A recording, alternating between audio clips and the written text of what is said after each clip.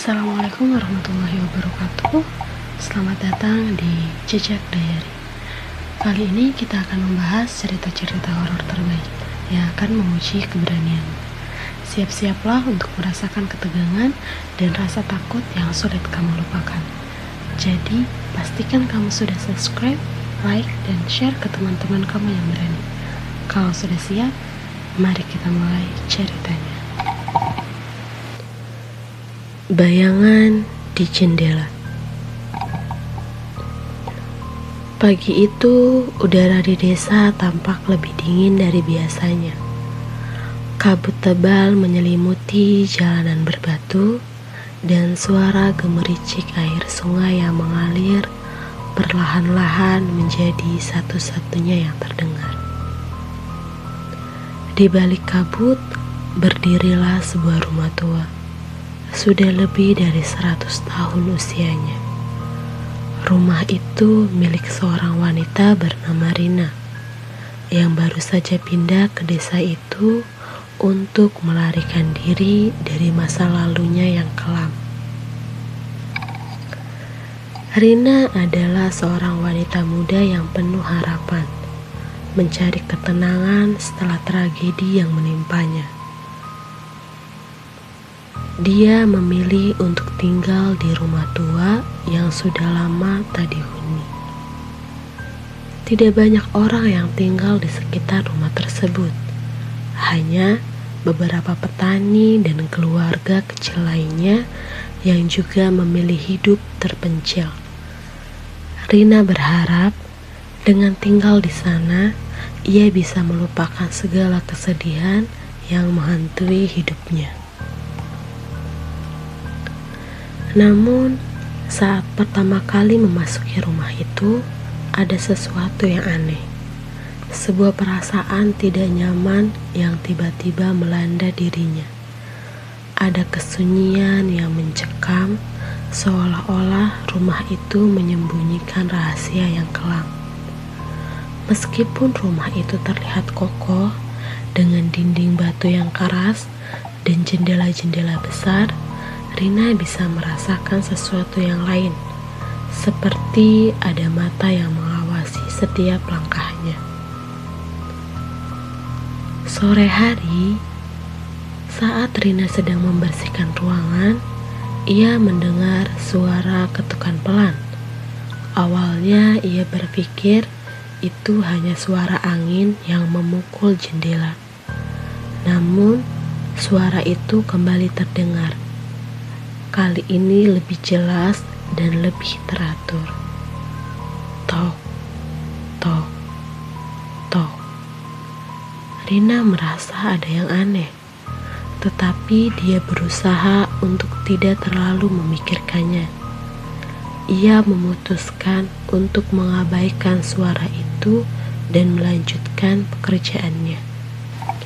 Namun, ketika malam tiba, suara ketukan itu kembali terdengar, lebih keras dan lebih sering. Rina merasa gelisah. Ia berdiri dari kursi dan berjalan menuju jendela, mencoba melihat dari balik tirai. Tidak ada apapun di luar, hanya kabut tebal yang melayang-layang.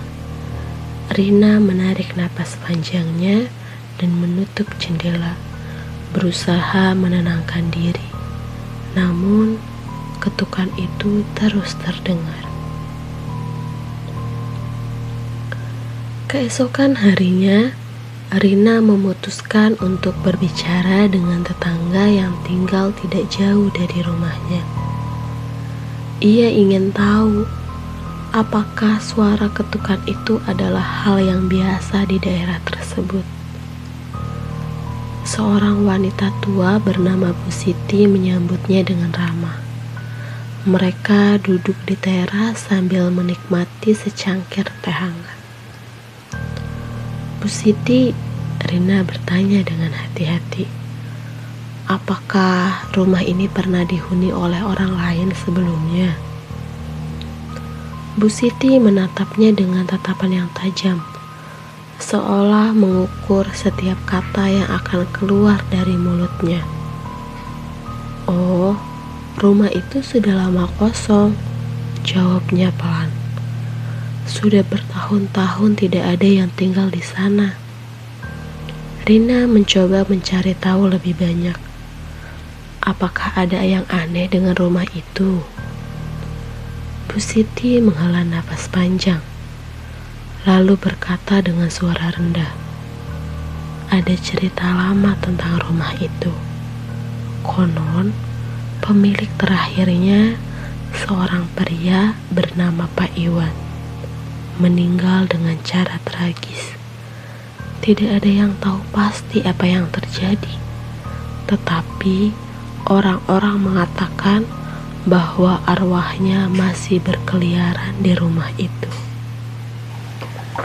Rina merasa ngeri mendengar cerita itu, tetapi ia berusaha untuk tidak terlalu mempercayainya. Setelah berbicara sejenak, ia berpamitan dan kembali ke rumah.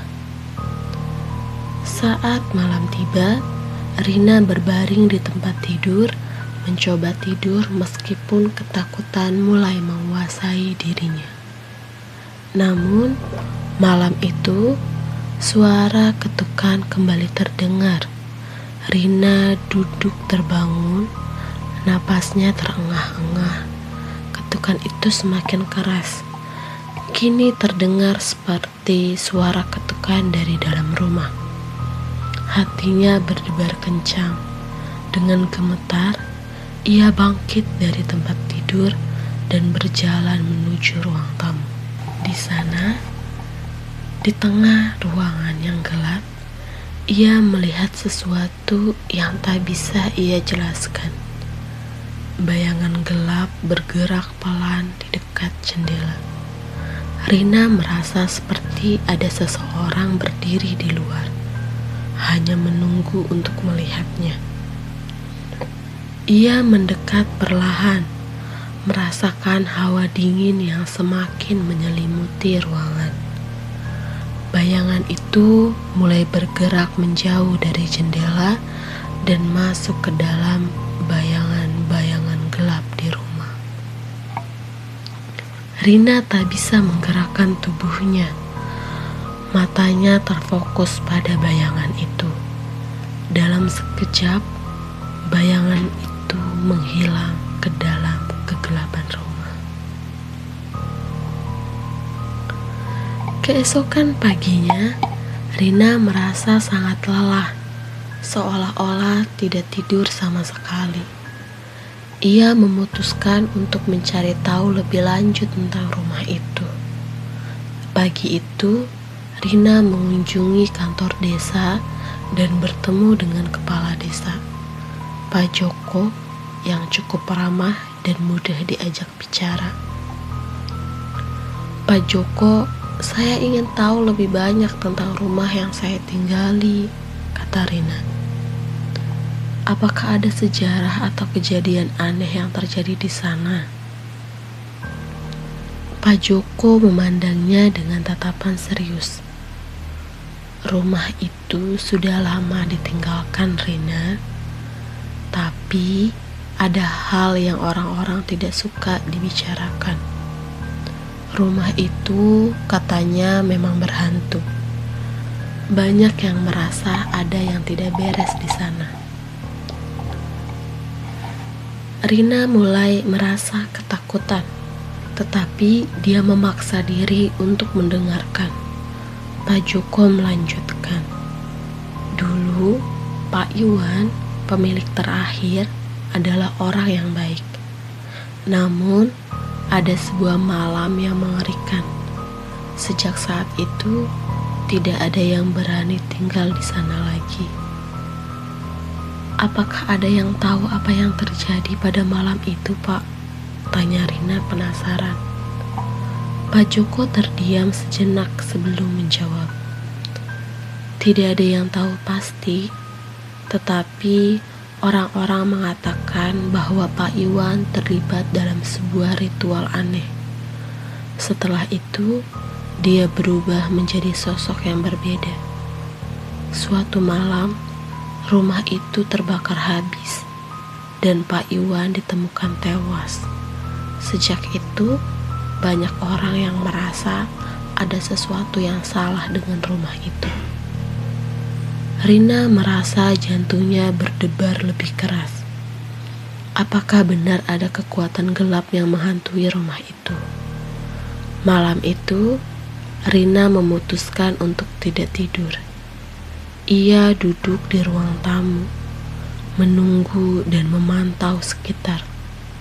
Ketukan itu kembali terdengar, lebih keras dan lebih jelas daripada sebelumnya.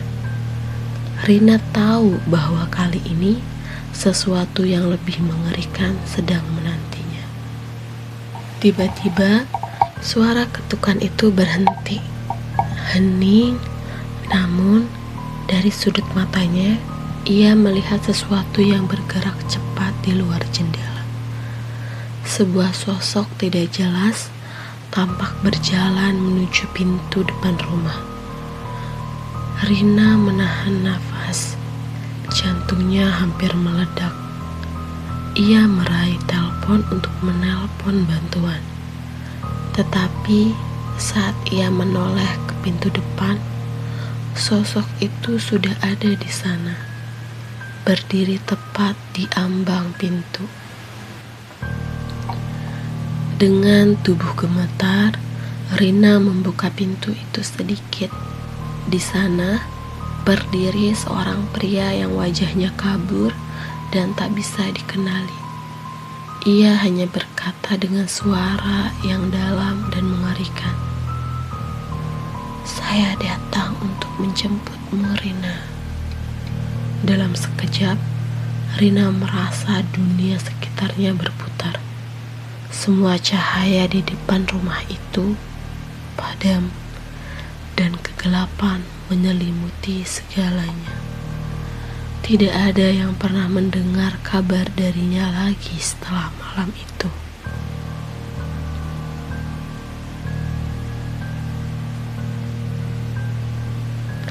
Ketika kita memilih untuk menghadapi sesuatu yang tidak seharusnya diketahui, kadang kita harus membayar dengan harga yang sangat mahal. Sampai jumpa di episode berikutnya dengan kisah lain yang akan membuat malam kalian merasa lebih panjang. Selamat malam dan jangan lupa kunci pintu kalian.